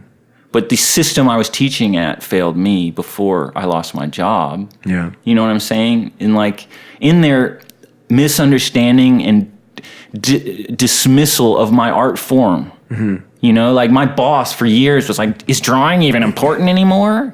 Like, well, we got computers. Yeah. Everybody's so you have a phone and people try to take some accumulated knowledge of all the giants that they're standing on top of as their own, which it's not. Well said. Okay, so just because, it's so funny. Like the way people think they own knowledge, which is not theirs. Like, I think the only knowledge you can really have is what you've experienced. Yeah. And that's what I think that's probably what we take with us after we die and we come back. Or, if I do believe in reincarnation personally. Do you? Yes. Yeah. But whatever. I mean, whoever we are and whatever we are, it's probably we're wired how we are. So it's like that creates a tension, like one of my friends, he's always saying like, everybody's trying their best, and I do like that idea, but I don't know if it's true. Well, because I've been trying my ass off my whole life, and it just seems like everybody else is tiptoeing around, like not giving a fuck. I think people are trying their best, but sometimes they end up trying their best in the wrong domain, or again, it's like who's the system above the thing, the thing. It's like you're trying hard. It's like spinning around in circles. Well, think about the pressure that we're under trying to do the types of lifestyles that we're doing, and we've suffered a lot. I know you've suffered a lot. I know I've suffered a lot just to do what we do. And how many people just can't tolerate that? How many people crack under those circumstances? And so when the grain of truth in people trying their best, in the idea that everyone's trying their best, is that like, so many people just couldn't hack what we do. Like so many people. I would say if I hadn't had certain experiences in my life, like in my early 20s, like if I hadn't broken out, if I hadn't jumped off a cliff, without knowing how to swim, if I hadn't... You did that? Yeah. You taught yourself how to swim after jumping off a cliff? No, I had a friend... Well, you want to hear this story? I've never told this story on the podcast. It's a bit of a long one, but we got time, I guess. So when I was traveling around Europe with my friend Jeff, it was like 2006, and he's a pretty different guy than me. I'm this like artsy guy, and he's more of like a sports jock type fella. That's maybe a little bit of a oversimplification. If Jeff's listening, he's a solid dude. But the point is, we're different kind of guys, and we're on this 3-month trip around Europe, and about 2.5 weeks or 2 weeks into this trip, this cliff jumping thing happens, and the lead up to it was that like I don't know how to swim, and wherever we had been up to that point, he like if he saw like a tall building, like we're in Italy or something, and he sees a tall building and it's like right by the water or any height and there's water, he would say it'd be so cool to jump off that right now into the water, it'd be sick. And because I can't swim, and because I certainly have never dived off of a height, I just assumed that that's impossible, and he was just talking some shit. And so, but it would happen pretty regularly. Like there'd be some tall height, and then it'd be some water. Be like, it'd be so cool to jump off that right now. And I'm like, okay, man, sure. Like I would just smile and nod, and then we'd keep walking. Then, like I said, 2 or 2.5 weeks into our trip, we're in Croatia, and we end up going to this small island off the coast of Croatia, that's like not really inhabited. It's just like by humans. You can just go there and take a walk, and there's peacocks and all trees and that kind of thing. Oh, nice. And so we were wandering around. It was like a nice time, and then we come upon this cliff that is like a big U-shaped thing. So like there's the Mediterranean, and then there's the water that sort of comes in to this little sort of pouch in the cliff, and So, same thing. It's a big height, and Jeff says the same thing. He's like, it'd be so cool to jump off this right now. It'd be so awesome. The only reason I wouldn't do it is because you wouldn't be able to climb back out. That's what he said. Now, because I, in my mind, assumed that this is impossible anyway, I just thought I would be devil's advocate, and I said, no, Jeff, you can climb out. Just check it out. You see over there? You see, there's that ledge there, and you can climb up on that one, and then, yeah, you can climb back out. And he was like, oh, yeah, you're right. So he just, took off his pants, changed into his swimming trunks, walked around, and he jumped off the cliff. And now he's down, all the way down there, and he's swimming around, having some fun, and he shouts back up to me, hey man, okay, so how do I get out of here? And I'm like, okay. I'm shouting from the top of the cliff, swim, over there, and yeah, cool, you see that leg, and I instruct him through what I see is the way out, and he climbs back out. And he comes around, and he comes right up to me. And he goes, dude, you have to jump off that cliff. You've never felt more alive in your life. You have to do it. And I just looked at him. I was like, Jeff, you know I can't swim. And, like, trust me, like, I would like to jump off this cliff. It looks like a lot of fun. But, like, probably I would die. So, like, let's not do this. And he's like, listen, dude, I'm a trained lifeguard. Wherever you are, I'll be there in 10 seconds. And don't worry about it. And I'm like, yeah, like, again, I'm really tempted. Like, it seems like a lot of fun. And trust me, like, I'm pretty jealous that you jumped off that cliff and I can't. But, like, let's just be reasonable and, like, let me not, we'll move on. He's like, whatever, dude. You've never felt more alive in your life. So then he goes around again, jumps off the cliff again, swims around, has a good time. And I'm just there in my jeans and t-shirt at the top of the cliff, just, like, looking down. And I do feel like, kind of like, oh, man, if I could swim, I would do this, And so he climbs back up. Now he knows how to get up, so he climbs back up. And he jumps off of, like, maybe one or two more times and enjoys the whole activity of jumping off the cliff and swimming and all that stuff. Finally, and, each time after he comes in, are you sure you don't want to jump off this cliff? It's awesome. I'm like, yeah, like, it looks cool, but, like, no, man. And finally, after he's done having his fun at the cliff, we decide to continue exploring the island, and we go off for a little while. And, we see some more peacocks, we climb a few trees, and then every now and then while we're walking around, he would just turn, he's like, listen, dude, you really should have jumped off that cliff. Like, you don't know what you're missing. You're just going to feel so alive. And I'm like, yeah, man, well, it's, we're not going to do it now. I mean, that's the, So he kept bringing it up and mentioning it. And probably like 40-ish minutes later, we didn't realize, but we had been walking in a circle, and we came back to the cliff. There's the exact same cliff. Here we are. And he looks at me one more time, and he's like, are you sure you don't want to jump off this cliff, dude? And he was expecting me to say no again. And I was like, okay, fuck it. So took off my pants, took off my shirt, and I'm standing there in my underwear, and I have now agreed to jump off this ridiculous, he claims that it's a 60-foot cliff. I'm not good at guesstimating, so I just took his word for it. And now I've agreed to jump off this cliff, and I have to travel with him for another 2.5 months. And if I now don't do it, then he's not going to let me live it down, because he's like this, alpha male jock type guy. So there I am standing at the top of the cliff, and he is now on a lower ledge. He's going to jump in first, and he's talking me through the whole thing. He's like, all right, listen, dude, so the human body just, like, naturally floats. And I'm like, that doesn't sound right. I don't know. And then he's like, just check it out. So when you hit the water, you're just going to fan out. Your body's just going to naturally fan out, and you can just go with it. And I'm like, yeah, that's not been my experience in swimming pools. And he's like, yeah, but you can tread water, right? And I'm like, no, I can't. I mean, I'm a skinny guy. I don't have a lot of body fat. And so I just sink, right? Like, I'm very dense that way. And I'm still like, fuck, man, I can't believe I agreed to do this. And I'm looking down at the cliff, and then I'm like, Jeff, what about all these jagged rocks down here and over there? Like, what? He's like, listen, dude, if you step off this cliff right now, you're going to hit the water. So don't worry about it. And I'm like, oh, my God. So then he jumps in now, and he's like ready to, come rescue me once I hit the water.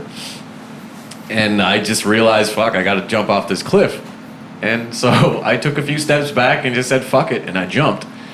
And I'm in the air, and I'm thinking, oh my God, what the fuck? And before I can finish the thought, I hit the water. And in my mind, what's happened is that I'm sinking. I'm trying my best to do whatever I think treading water is, and I'm sinking. And he swims down, gets me, and brings me back to the surface. Now, in reality, well, apparently what had happened was that I was horizontal with my face down doing a perfect dog paddle or something. And he came and got me, pulled me to the side. And as he's pulling me to the side, to the ledge where we have to climb out, he's like, dude, I'm so proud of you. So we climb up. I get about halfway up. And then I realize I have this terrible pain in my chest. And I'm like, Jeff, I can't keep climbing. Like, I have this horrible pain. Can you help me? He's like, don't worry, dude. It's just anxiety. And I'm like, I'm pretty sure it's not anxiety. So I get back up to the top of the cliff and realize that I had injured myself. I had fucked up my chest somehow. But, I was in Croatia. Oh. We were going to be going to Bosnia after that. And so I was in extreme pain. Like, my normal state was just extreme pain. And then, it would hurt. Like, it would just be like an extreme burst of pain if I, coughed, laughed, sneezed, hiccuped, burped, got into bed, got man. out of bed, like, and so I had to make a decision whether I was gonna like leave, like go back home out of it, or continue traveling, and I was in so much pain that like getting on a plane and going back home seemed like that was gonna hurt a lot, and the only thing I decided to continue traveling, and the main thing that really made me want to continue traveling was the only relief that I got from all the pain in my chest was when I put my rucksack on, because you know, like those backpacks, they like clip onto your hips and across your chest, and that one, like having my rucksack on actually like was almost like a cast. Nice. And so, you know, after mulling it over, I decided to keep traveling. But I guess the reason why I brought that up was because that moment, even though it was kind of a stupid thing to do, it was also not a stupid thing to do. It was a bit of a rebirth. And I think the reason why I brought that up, that was like one of a few experiences when I was that age, like around 23, that really snapped me. Like those experiences of like jumping off that cliff and some of the other weird things that happened in those years. You know, I got kicked out of a country. I got kicked out of Macedonia. I ended up just moving to Scotland with no job, and just being like, I'm gonna figure it out. Like doing those things, like one thing led to another. Like if I hadn't jumped off that cliff, then I wouldn't have had the balls to just move to Scotland and just figure life out. And if I hadn't done those things, then I would have, to tie it back to what I was saying, most people can't hack this. It's like those experiences that are difficult give you the courage to move forward in ways you didn't expect. Exactly. And that happens for everybody in different ways. Yeah. Like, see, what I was saying about how most people couldn't hack what we do, the only reason I feel like I've lasted this long in what I'm doing is because those certain experiences were like a rebirth. Exactly. Like for me, in the type of community that I come from, like say, you know, son of Indian immigrants in Canada, in the community that I'm from, it's just you've got to become a doctor. You got to become a doctor, or you know, get an engineering degree. That's the only stream, and you're like ostracized, or people give you a side eye if you do anything else. So it's a rebellion. Yeah, you know, I feel the same way. It's like there's always that itch for a rebellion, but I mean everybody's wired differently to do different things, and as much as I guess I am an outsider, it's like the things that other people do don't make any sense just as much as the things I do don't make sense to them. Yeah. You know, but I mean, it's just accepting things as they are. Oh, yeah. Yeah. But the point I wanted to get across for both of us and for our listeners' sake is that, you know, the people out there that sometimes feel like they're in that zombie state, or just, you know, like moving through life, or not taking the time to appreciate the artwork, or maybe it just flies past them and they don't get it. I mean, those folks, a lot of those folks, not everybody, I mean, people can't hack this. The people can't hack what we're doing. It's not easy. We go through so much bullshit.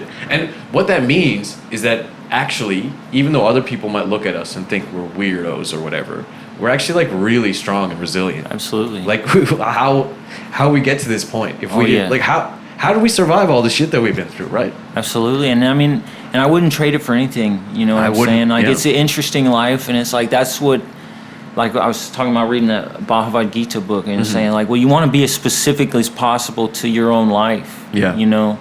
And so that's why, it's just like following a path that I've always been on, and it's like never deviated. It just changes, and it's just like whatever I'm interested in, however things change, you try to adapt and hope for the best. Yeah. But even like you're saying, even like when the worst things happen, it's like, well, you're still alive. Yeah. And it's just part of it. It's just very weird to live in extremes. Yeah. You know? I feel like I'm more myself than I would be if I had, you know, done an MBA or given up and just, you know, went into some of the, and I remember what it was like to work in like just some mindless office back when I had to. I remember who I was, and I remember how much of a damper that put on my personality. And then I remember when I finally got laid off from that job and I was just doing my creative work all the time, I became a more real version of myself. Absolutely. You know? I felt more comfortable in my own skin. I identify with that. I mean, I always wanted like some sense of normalcy and thought that like I needed it to balance out, but I've never like really, I don't know, it's always been a balancing act. But, you know, I guess since the pandemic, for sure, it's like I want, for better or worse, only to do my art like with no concessions, you know, and see, because it's like I'm 40 years old now. I think it's like time for that, you know, and I've always taken the like, you know, stayed up late and like made it happen no matter what anyway. So we'll just see what happens. But it's fun to make entertaining, weird stuff. And it's not weird to me, actually. Like people say weird, this or that, but everything makes sense to me. Yeah, I don't find it weird. I find it novel. Yeah. You know, and, you know, when I do see the familiar characters in the work and then the way it changes, it's like you're playing with expectations, right?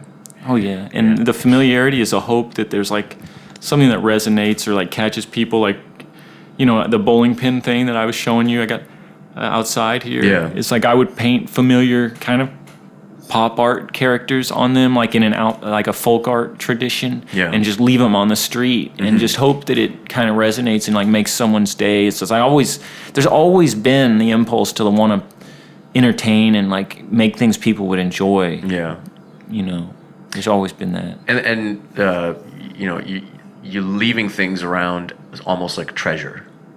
Right? Like it's like an Easter egg or some special thing that someone might find. I think so. It's like even like if you don't know what happens with it, that's interesting too, to make some kind of, I don't know, it's like a real life video game, I guess. I was just gonna say video game, yeah. Like, you know, somebody's going through the world and they find this power up that just is, you know, in their path. And it like maybe that's what power up in the video game world means in reality, is just that thing that lifts your spirits. Absolutely. You're walking down and your energy meter is low, and then you find a decorative bowling pin that's like one of a kind, and you're like, hey, this has really brought my spirits up. I'm gonna be all right today, I think. Yeah, there's like, life is so mysterious, and it feels like there's you find little clues that it's like doesn't give you answers necessarily, but it like, to me, I get little weird hits that like makes me feel like even with all the crazy stuff that's happened, is like I'm still on the right path somehow. Yeah. You know, and it's like, but I don't mean anyone any harm, you know. It's like I try to be like as, you know, kind as possible, and with the way I live life and everything. So it's, I don't know, it's an interesting life. Yeah. It would, absolutely, and it's such an interesting home. I wanna find out a bit more about the paintings. This stained glass effect we were talking about on acrylic, it's actually acrylic. Acrylic on canvas, but it's painted on both sides. So that particular one there, I noticed, like I've got big paintings. I love doing really large paintings because it's like, I don't like getting on a small canvas as much because I feel confined. But if it spreads out, like I like to just wander and make something over time that's really big and I can get lost in when I look at it later. And I finished this one piece, that one right there, that I do love. But the other side, I wasn't entirely obsessed with. So I faced the part I didn't like as much to the outside and had a blank backside. By the way, almost all of my paintings, I paint on both sides. Okay. I mean, I just don't like not buying materials, but also just continuing the journey. I noticed like a while back, I would buy old paintings and old stuff from thrift stores and paint over it. It was so fun. Right. So then I started doing that to my own art. But I noticed that there was always a journey of discovery. So that one, I painted the colorful side is on facing the outside of the window. The inside was blank. And I just started watching how the light came in and tracing with black the hard edges. And so I noticed it gave a shimmering, like, it does have a stained glass feeling. But it's so hard to describe because it's different. There's forms there, but they're hard to, they change over the course of the day when there's light. And then if it's just the interior lighting at night, it looks entirely different. And I also love that look as well, with just the lines. Well, it looks, I mean, I was here last night. It looks completely different in the nighttime, obviously, and that's really cool. This piece that I'm looking at that nobody can see because this is an audio podcast, you said is a collaboration with your son? Yes, I love collaborating with artists of all stripes, friends, and especially my children. And that one we started like a year ago, and with some crayons, and he was just drawing with crayons on it, and I was drawing with the crayons and Sharpies. And then it's got a lot of detailed small shapes that it's very organic. It almost looks like I don't know what it looks like, honestly, but it's colored with almost colors you would imagine like highlighters would be, like bright orange and bright yellow and green. And it has strange effects that are also different. It's hard to explain. Like when I look at stuff like this, like I said earlier, I like to see different things in it all the time, because it's like there's a thread. It's like the art's an organism to me, and there's a thread that jumps from one thing to another thing to another thing to another thing. Right. So either the ideas are coming from paintings themselves, or even if it's pop culture stuff, that's a memory I had of something. So it's all about like, what is the mind? What is the subconscious mind of the individual? What is the, some mind of like humanity, and like where are the connection, all that stuff, like through history, through the present, past and future and all that. I suppose, but as it goes, and like the works that I do with my kids are especially special, and so there is the thing where it's like they're so special, where I probably am not interested in selling those kind of works ever. Yeah. You know what I mean? So it's like, well, as an artist, like you're really blocking yourself out for making money if you're not selling paintings and stuff. So that's where it's like, well, I'm making the stickers, or I'm making animations, and like doing things where it's like, that is, in a way, it lightens a burden, because like I used to feel that like artistically everything was like this learning process of like letting go, I'm making these bowling pins and people enjoy them, so I'm just leaving them in the street, or even when I was a child, like making detailed drawings and just giving away, or paintings, like it evolved to like leaving paintings places. But it's like, well, you got to hold on to some of these things, because life is short, and you want something to, it's just, they're beautiful, and they bring me a lot of peace to look at as well. So it's interesting. And as you were saying, you see different things every time you look at them. Oh, totally. And I mean, even though you've made them, like it's new things get revealed. There's part of that where it's like I want to surprise myself with what the art is, and that's collaboration helps with that. Like William Burroughs called it like the third mind, when like different artists got together and made something. It's like different than either the individual artist would have made, consciously. So it's like I like that idea of shaking things up, and like from being an art teacher for 10 years or plus, where it's like part of my thing that it was trying to always instill to students was to be able to shake out of their comfort zone, because especially with artists, people get hyper focused on their own workflow. Yeah. So usually where it's like where you found success, where it's like, well, I can do this really well, so I'm going to constantly do that really well. But it's really a little trick that people are doing, and you just like, when you see enough of it, you can see the weak spots where it's like there's cracks in it. So it's like you have to teach someone.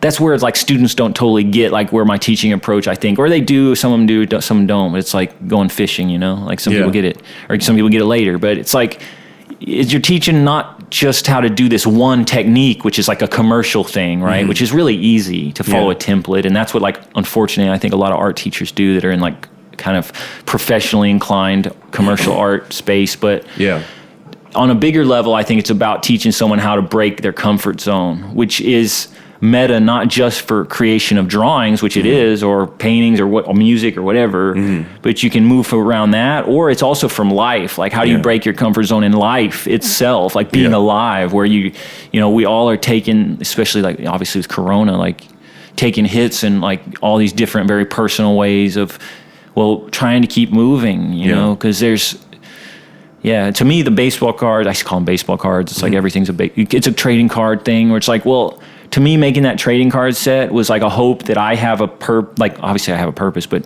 hope that I have a life as an artist in a post-COVID world, where I can have a space where can make a living somehow. And I don't know what that's going to be, but it's like, here's a museum exhibit, here's a trading card thing, and it's cool, and, hopefully maybe it'll help get somebody else seen a little bit too, like different artists, because it's like there are, like you're saying, you found me on Instagram. There's tons of people on Instagram that are making incredible things, and they're just trying to get it shown. Yep. And it's like there's so many. It's like you and I together don't know all of them. There's like so many people out there. Yeah. But I thought, it'd be my small way, because my with what I have, be able to show other artists and show what I do too, hopefully, or like at least a little step in the water of like, oh, there's look for more here, you know. So thought the trading card's funny like that too. And in the meta aspect of like if you look at a baseball trading card set, you got your, I don't even know, I'll date myself with like the names I would say as baseball players, but like you got your like all-stars and you got your rookies and like everybody in between, you know. And it's like artists could be the same thing. It's like people like go on, and hopefully all the artists that have a card like keep making art. Like that's what my hope was, that it's like even if it's a rookie, you know, it's like maybe they'll be an all-star next year, you know. It's like it's a cool way of looking at it. You know what I'm saying? Like it's like here's a rookie card for artists. It's funny to me. It's so funny and weird. It's funny, but it's also it's really pro-social. Exactly. Like it's really pro-community. And like, you know, because in any creative line, especially when you're starting out, it's easy to just view people as competition rather than potential collaborators or part of your community. Well, once you, like myself, like I've made so much damn art. Like nobody's competing with me because That's nobody true. can be. Nobody. It's not like not in a way that like is above or below. It's nobody's gonna be. It's like nobody can be me, and that's the point of being an artist: to find who you are. Yeah. So it's like I always celebrate other artists. Unfortunately, it seems like in the art, everything there's like limited opportunities, and a lot of people like hold on to those like they're gold and don't like to share. Yep. Unfortunately, but to me, it's like if I am given a venue and it's like here, I'm just gonna make a venue. I'm gonna make a card set. Yeah. And I had an open call for it, and I'd like to do another set next year and hopefully have twice as many artists. You know, that's excellent. I like how you said make a venue and the thinking about the trading cards as a venue. Like you can't go to the gallery, the gallery will come to you, or the museums don't know what they're doing. Here's a portable physical museum that I'm going to send or to you, or you can buy at a shop or something.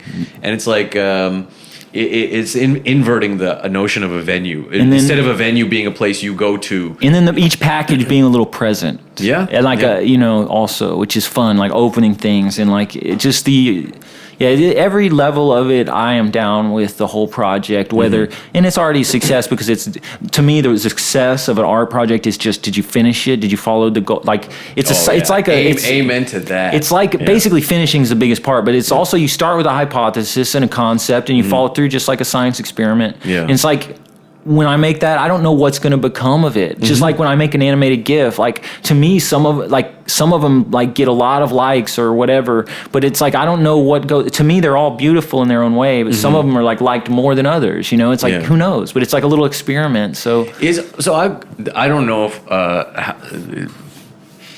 if you'll be able to answer this, but I like when I look at whether it's your animations or even these works. It's a mystery to me how this stuff gets made. Like, I like to doodle a bit, you know. I'm not a visual artist by any means, obviously, but like I don't even like if I was to make any attempt to make anything like this, not to copy, but to be inspired, and like I don't even know where to begin. And so the reason I ask that question is just like what's the process? Is it like fully stream of consciousness? Is there any kind of a plan? Well, there is a process, and I can explain. Like, if you look around the room, there's different types of paintings, or you see an evolution. Like, the one's behind me here, this is 15, 16 years old. It's very But cool. it's all about an evolution of a process and of a element of perception, of enhanced perception that I've had. Yeah. And, okay, so when I was younger and like sitting on, I used to back to trading cards. I used to want to make things quote unquote realistic, whatnot. So I would actually sit down and copy, when I was in high school, basketball cards and football cards of athletes. Right. And like I liked drawing their jerseys and their muscles and stuff, like, and trying to do it naturalistic, I guess would be the way. Even though like I should show you outside a bunch of them. So it's like there's always that want to be in production and be moving forward in my skill and my craft. But then like even like when I first applied to college, like I was talking about that time, people are like, well, you're just copying things. Like, what's yours, you know? And so then that was a challenge that I took it. I was like, okay, let's see. Well, how do you do that? So then when I was sitting on the street selling my art, and I mentioned the goal was like, Dax, don't look at anything. Just start making things up. Like you can look at things, but then mix it with other things you see and just start collaging, you know, like this with this, with this, with this. And then so around 2000, maybe 3. It was like after I got out of my first college degree and I was waiting tables and just painting a lot. I was like, wait, if I start with an image where I just kind of drew out the lines, then I negate the shapes of it. Like I negate my perception of what's there. Like, okay, that's a guy holding a woman and like kissing her forehead right there. You know, it's me. Like it's a photograph. But then I break down the shapes, and then it's like, well, okay, well then what's that shape? And I'm like, oh, that's a hot dog. And it's like, oh, okay, what's that shape? And like, that's a snake. That's a mouse. That's a cupcake. That's like okay, there's a duck. There's like all this stuff, but it's just like, okay, so draw it in, keep going. So it's like this different inversion of that collage Holy thing. shit. I'm only now seeing the man embracing the woman. Oh yeah, so I used to always have that as like this template of control. Oh, wow. So it's like, and so there's Hang on, hold it. I gotta. There's another one like that over here. Yeah, no, but I got just hang on. This is an audio podcast, so nobody can see this. But I am sitting directly across from a piece. I've been staring at it like, I mean, it's been in my line of sight this whole time that we've been talking, and I did not see the man and woman embracing. That's the biggest thing. Now that you point it out, it's the biggest thing in the picture. Wow. Okay. Wow. So that's like a training wheels version of what I do more recently. Wow. Now I think. So then Shit, dude. That happens here in this one a lot too. Like there's some big things that are hidden in this. There's a lot of them that are kind of overlapped, and we could talk a meta about the Big Bang and time and perception and different realities overlaid on the same reality and all that, because like I'm sure, well, I don't want to riff on like things that I can't prove, but I try to prove them with my art. So I'm gonna take a picture of this one right now. This is wow. Yes. So that one, there's like a Chinese food takeout box. You might see it says thank you, enjoy, and like the little handle right there. Oh wow. Crest toothpaste. There's like a wrestling action figure over here. There's a bottle of like pump like hand lotion. There's like all kinds of stuff. There's my face over here, like with a lamp like shooting out of there. But I see what you mean about like that one being a training wheels version of like what you do now. But this is also, that's like the same era. This one, this is before that. So the training wheels being like that abstraction I do with my son. Yeah. It's like an evolution of this visual language where at this point is like, well, that's the weird thing. You make masterpieces, back to like the friend of yours that like got stuck. The getting stuck, I think, for a visual artist could be like the expectation that like something they prize so much needs to be seen, where it's like, I have things I did 20 years ago that I think should be seen, but haven't been. Yeah. You know, but I keep going. Yeah. And so at this point, it's like, well, I'm assuming no one's going to see or understand this, and it's totally idiosyncratic to my own sight. Yeah. And so in this, like, it's bubbling out with all kinds of creatures and like things, but it's like, I don't know how to explain it, but it's like, I wonder sometimes if I'm making these things like as some document for some people to understand in a couple hundred years. You know what I'm saying? I don't even know, like, is this like, well, people, I don't know. Because it always felt like a little bit like artists are ahead of the times, like through history. And that the falsehood of the way that this paradigm is now, that it's like somebody's an artist if they're like given that celebrity status. But it's like some of the stuff that's put out there as art, I think is total bullshit. And it's like, I don't even like want to talk about that. Yeah. Because it's like, it's not about like a contest. Again, like, it's like, I'm being me. It's like, you know, there's that cultural saying, you do you, or whatever. It's like, I'm being me. Yeah. But it's like, okay, I always have been. It's not hard. Well, this has helped a lot. I mean, seeing what you're calling these training wheels versions, and now looking around at these this training wheel version thing, now all the animations you see on Instagram and whatnot, it's animated versions of this. Yeah. Because like now I just need, it's like I need one thing to start with, and it's like boom, it's a motor and it's going. And I could make it flower on itself and just like grow like an organism grows. Yeah.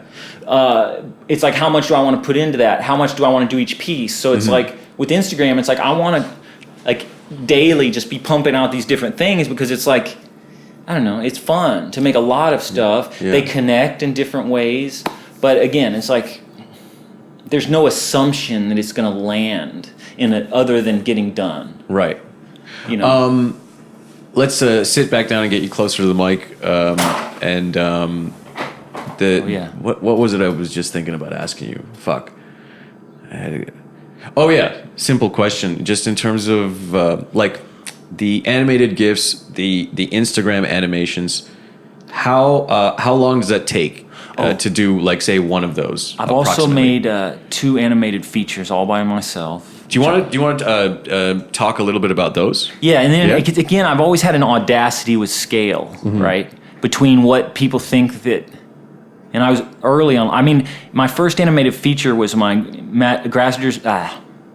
master's degree thesis. Okay.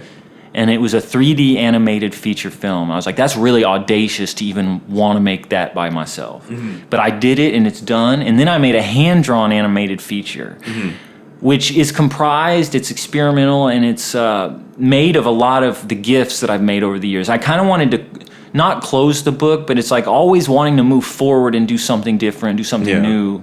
But they take so long. So it's like just wanting to show, because like the way like Instagram or these different things work is like people don't see a body of work. Mm-hmm. Okay, it's like in a very not cool way. Okay. It's like, well, they might see one post, or they might, nobody like, I don't know what people do. Cause I, again, can't extrapolate my own limited perception. I mean, but I was not aware of your whole body of work until you told me about it, like outside of Instagram. But I would assume that somebody that follows you, at least in the context of Instagram, will view, I guess, like a certain chapter in the book that is the body of your work. Yeah, right? And I don't even know, like, it's weird because, like,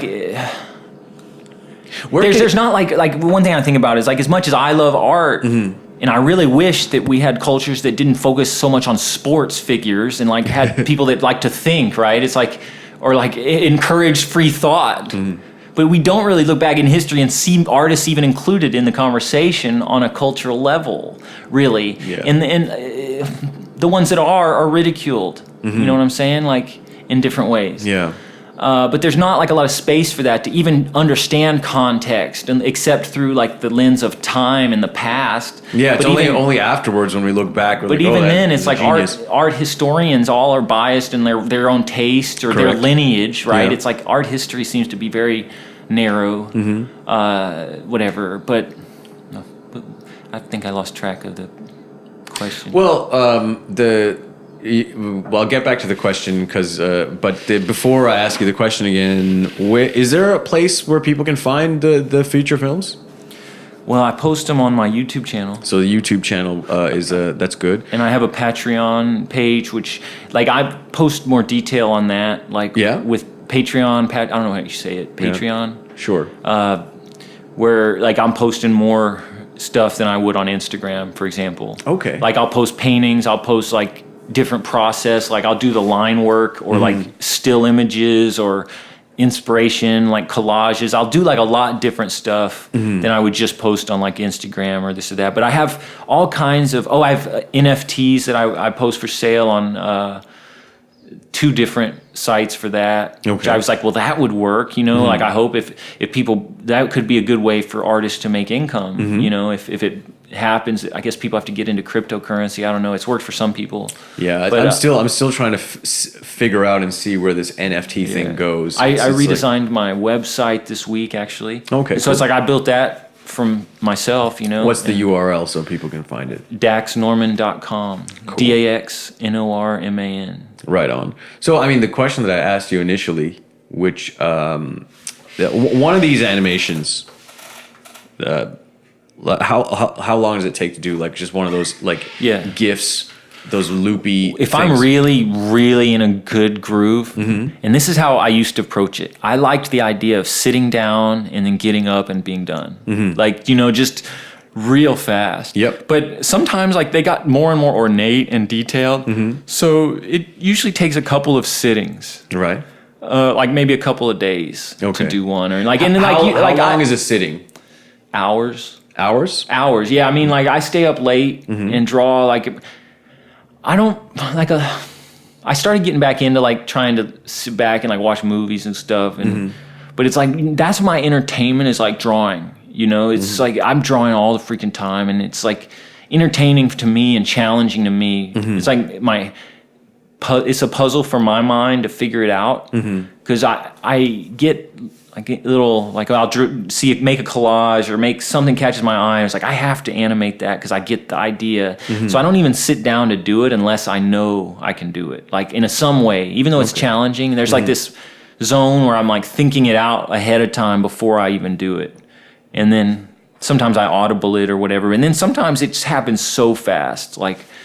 Yeah, I'm finished way faster, and like, how did I do that so fast? What's a definition of fast for you? Like because some of these are more detailed than others, like real detailed ones. Like, I mean, there have been times where I do one in like 3 hours. Okay. But it's like a really crazy detailed one, and I surprise myself, and I'm like, well, that was a good night, you know, like 3 or 4 hours, like done with that. I can like maybe chill the rest of the night or something. But it's my passion. I look back on some of my.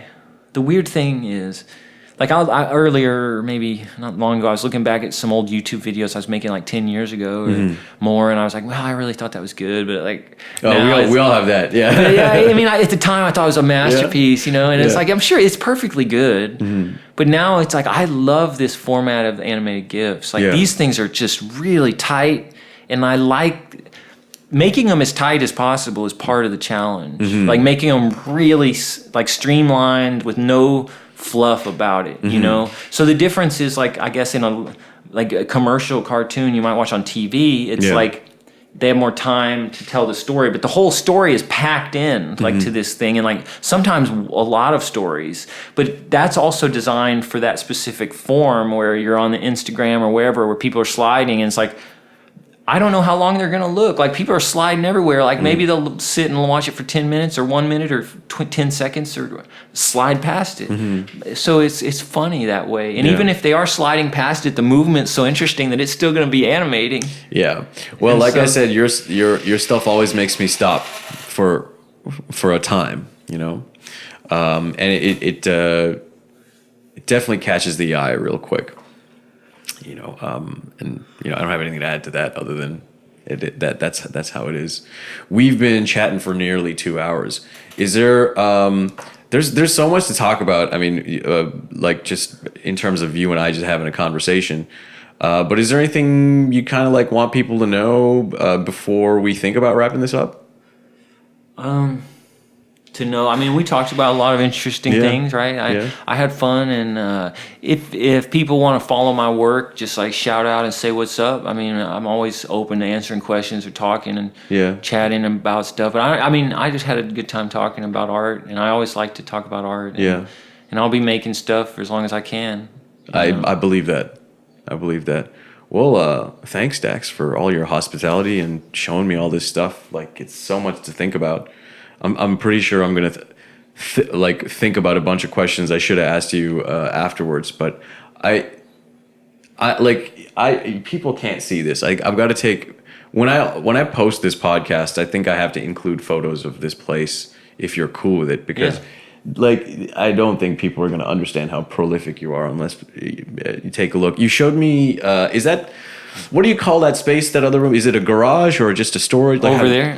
Where we were? Yeah, over there. Yeah, that's a garage. Yeah. There's probably 1,000 paintings in there. So many. I mean, you know, like in my head when I'm making paintings, I'm like, this one should be in a museum. That one should be in a museum. It's like, well, yeah, they're all like hanging out with the roaches. You know, once things get back to a bit closer to normal, I think you should... get a space and have an exhibit for even if it's a day.